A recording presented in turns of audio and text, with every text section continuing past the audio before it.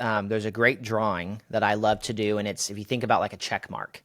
That first little dot, right, on a check mark is you by yourself. And if you're successful, right, you're pretty productive by yourself. I know people who can handle 50 deals by themselves. I know people who can handle 100 plus by themselves, right? But at some point, there's a diminishing return. And then what happens is they set out to build a team and they start adding people because they think just people is going to fix the problem of their time. And then it kind of, if you think about check mark, right, it drops down first. It actually it can become less productive. And that is like what we call a glob, right, Andy?